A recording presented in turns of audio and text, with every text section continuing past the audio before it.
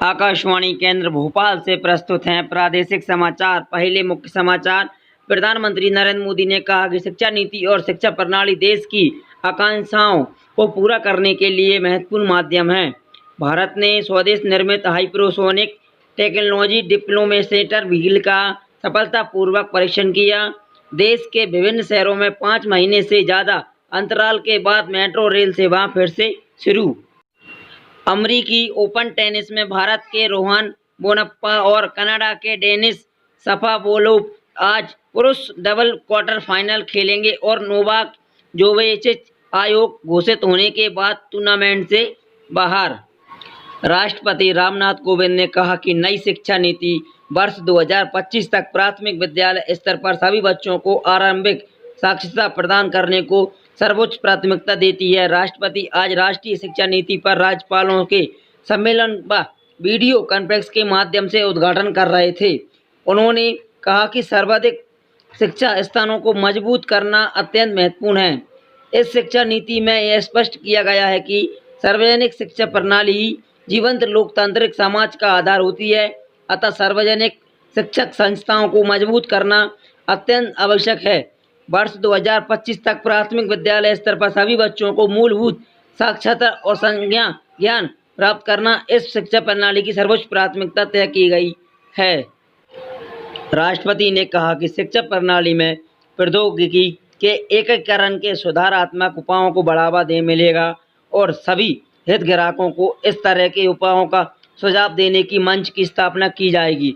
राष्ट्रपति ने राज्यपालों से नई राष्ट्रीय शिक्षा नीति को लागू करने के लिए अपने राज्यों में विषय आधारित आभासी सत्र आयोजित करने का कहा। उन्होंने कहा कि इन सत्रों से प्राप्त सुझावों को राष्ट्रीय स्तर पर आगे के विचार और उपयोग के लिए शिक्षा मंत्रालय को भेजा जा सकता है।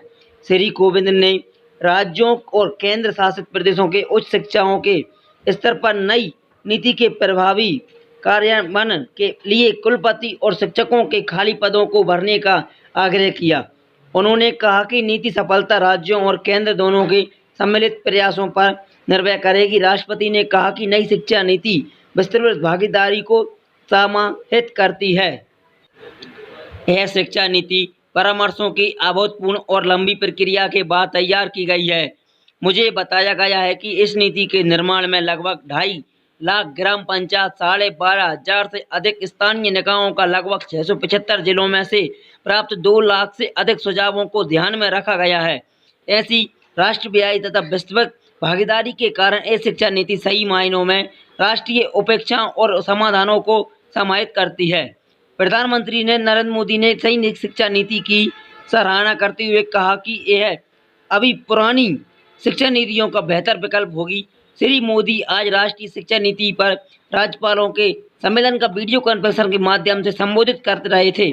उन्होंने कहा था कि ये नई शिक्षा नीति भारतीय युवाओं को नई चुनौतियों का सामना करने के लिए तैयार होगी और रोजगारों को और नौकरी के नए अवसर प्रदान भी पैदा करेगी।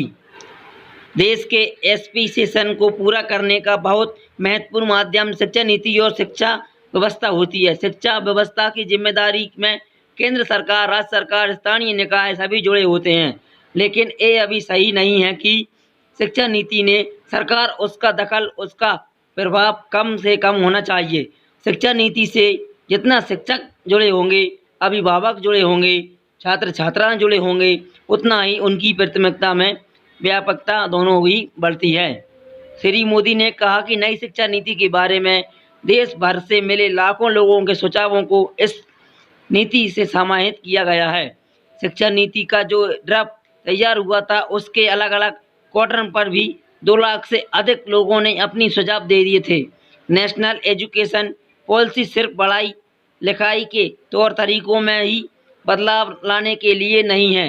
ये पॉलिसी 21वीं सदी के भारत के सार्वजनिक और आर्थिक जीवन का कई दिशा देने वाली है। ये पॉलिसी आत्मनिर्भर भारत के संकल्प और सामर्थ्य को आकार देने वाली भी है। ये पॉलिसी देश के युवाओं को भविष्य की आवश्यकताओं के मुताबिक नॉलेज और स्किल दोनों मोर्चों पर तैयार करेगी। नई शिक्षा नीति स्टडी के बजाय लॉन्चिंग पर फोकस करती है और कुरिकुलम से भी आगे बढ़ाने की ट्रेनिंग पर जोर देती है। इस पॉलिसी में प्रमोशन से ज़्यादा पेंशन, पेलेसेशन, क्रेडिट और परफॉर्मेशन का बल दिया गया है। इस तरह से देखें तो इन वन साइड इफेक्ट और ऑल प्रोसेस की हमारी शिक्षा व्यवस्था को बाहर निकालने का एक मजबूत प्रयास है। उच्च शिक्षा में परिवर्तन लाने में नई शिक्षा नीति 2020 की भूमिका शीर्ष में आयोजित इस सम्मेलन का आयोजन केंद्रीय शिक्षा मंत्रालय ने किया है। नई शिक्षा नीति 1986 की शिक्षा नीति के 34 वर्षों बाद आई। इस नीति का उद्देश्य विद्यालयों और उच्च शिक्षा के क्षेत्र में महत्वपूर्ण सुधार करना है। इस सम्मेलन में राज्य के शिक्षा मंत्री, राज्य विश्वविद्यालयों के कुलपति और अन्य वरिष्ठ अधिकारी भाग ले रहे हैं। तो वीडियो पसंद आई हो तो लाइक शेयर करना ना भूलें। मिलते हैं अगली वीडियो में, तब तक के लिए जय हिंद, जय भारत, नमस्कार।